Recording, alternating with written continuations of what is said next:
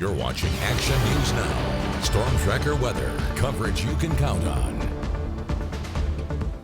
Now a live look from Alert, California over Shasta County. A beautiful view of Mount Shasta off in the distance, and nice to see some clouds overhead for a change.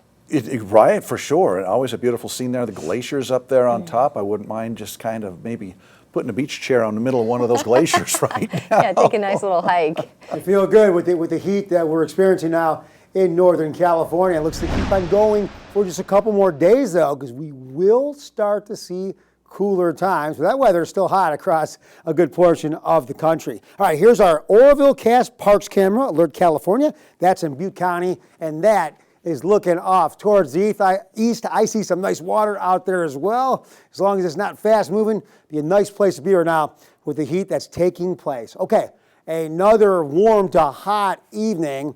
Sierra thunderstorms possible. We'll track those during the broadcast. And then heat relief on the way. We're going to be cooler. Here's our lows for tonight as we drop down into the mid to upper 70s, again, for a short period of time. So really a warm, or you can even say uncomfortable evening, unless you go to some of the higher elevations where we'll drop into the 60s. But then for tomorrow, here is what we have. Again, temperatures more than 10 degrees, 15 degrees above average, depending upon where you go. And really, no matter where you go, how high you climb, temperatures close to that 100-degree mark. If you're not near 100, you're at least in the mid to upper 90s for the most part. So another hot day here in Northern California.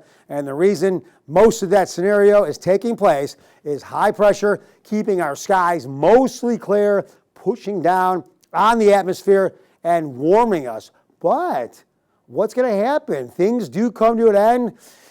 Certain dynamics run their course, and this high-pressure system is running its course. It's going to start to weaken, move off. We got storms from the Gulf of Alaska kind of helping with that transition, pushing the storms further away from us. But that little interaction is you see these storms from the Gulf of Alaska get closer to the high. That's going to spike up our winds. That's going to allow for the winds a little stronger out of the south, which in a way brings more moisture our way. So that's good for the atmosphere. But the stronger winds, not so much. But we should stay a little bit under red flag warnings, even though we're going to be breezier, and we don't need that in terms of fire weather when we're as dry as we are this time of year. But some of the good news, or the best news we've had in a while, for a lot of you, I know that, as the high moves away, we're going to continue to cool off. And here is a look at it in 3D and color. Here's what we got. Look at this. By the weekend, into the 90s, staying out of the hundreds really after Thursday, and Redding included, where we have 35 100-degree days,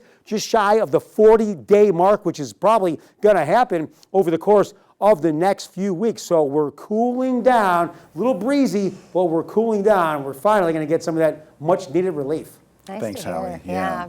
Well,